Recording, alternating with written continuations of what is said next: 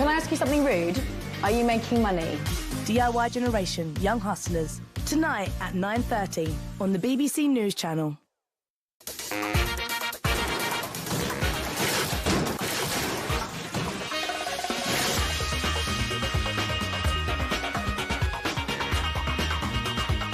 Now here's the science bit. Ready.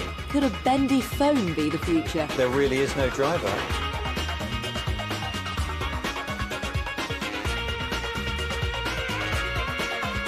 Oh, I feel better for that. Click tomorrow at 12:30 on the BBC News Channel.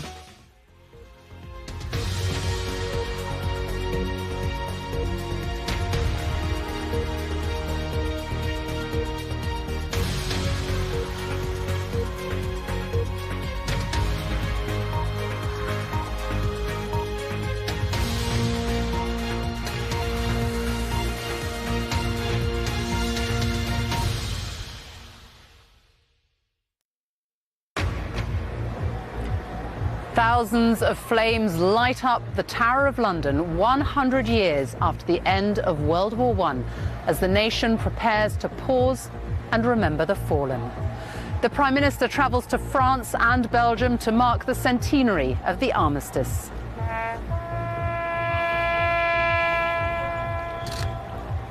At San Symphorien Cemetery in Belgium, she lays wreaths at the graves of the first and the last British soldiers to die in the war.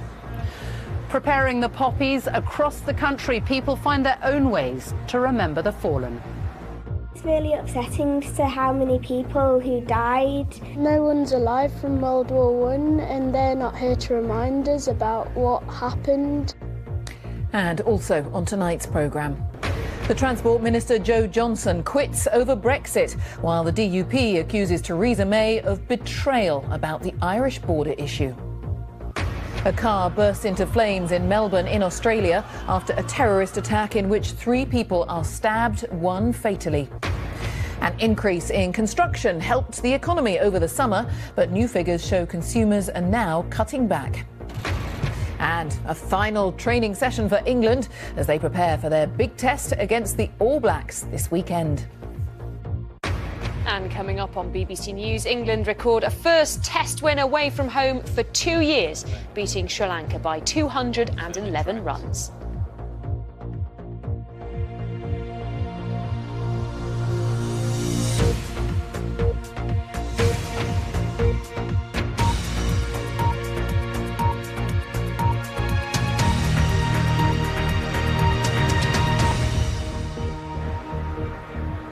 Good evening and welcome to the BBC News at 6 from the Tower of London, where thousands of flames have been lit tonight, filling this vast moat to mark 100 years since the end of the First World War. The flames represent the lives of the fallen and are here to honour their sacrifice. At 5 o'clock this afternoon, emerging from the fortress, one of the yeoman warders passed on the first flame to a Navy cadet. And then a team of volunteers helped light the rest. There are 10,000 torches in all, creating a circle of light that radiates from the tower as an act of remembrance. There are tens of thousands of people here tonight to see it, and standing here it is really powerful, incredibly moving to see. As were the ceramic poppies, almost 1 million of them that filled this moat 4 years ago in 2014 to mark the start of World War I. Now, these flames will bring 4 years of commemorations to a close. They will be lit for the last time on Sunday night, exactly 100 years after Armistice Day. Well, today the Prime Minister travelled to France and Belgium to mark the centenary. At a military cemetery near Mons in Belgium, she laid wreaths at the graves of the first and last British soldiers to be killed in the war, 16-year-old John Parr and 40-year-old George Ellison, who died an hour and a half before the armistice was signed. Lucy Williamson reports.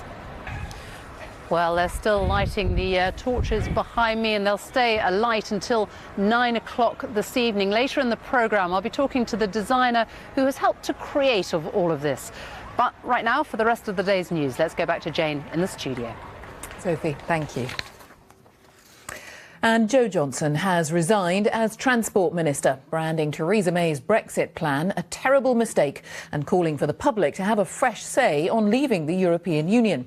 The Prime Minister's alliance with the Democratic Unionist Party is also under strain after it accused her of betrayal in the negotiations, when a leaked letter indicated that Northern Ireland could follow different customs rules to the rest of the UK.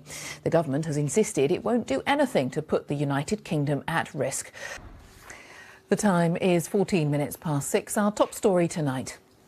The Prime Minister lays wreaths to remember the first and last British soldier to die in the First World War. And still to come, the school children getting creative as they learn about the war. Coming up on Sports Day on BBC News, the biggest test in rugby union. England prepare to do battle with the All Blacks at Twickenham. We weigh up their chances.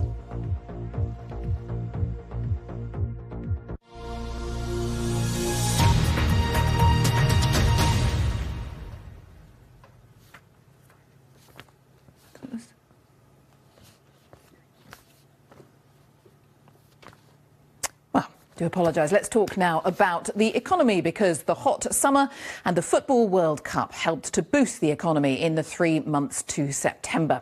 Gross domestic product, the total value of all goods and services produced in the economy, rose by 0.6%, the fastest rate for nearly 2 years.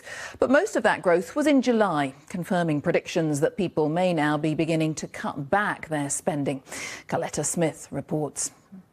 Now, let's hear more about today's main story, the preparations being made to mark 100 years since the end of the First World War.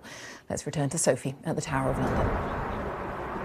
Thank you, Jane. Well, among those paying their respects on Sunday will be a younger generation learning about the First World War for the first time. Easy, but still mild. So a pretty mixed weekend of weather on the way. That's all from me for now. Sophie, back to you. Very much. Well, that is all from the BBC News at 6 tonight from the Tower of London. So it is goodbye from me on BBC One. It's time to join the BBC's news teams where you are. Bye-bye.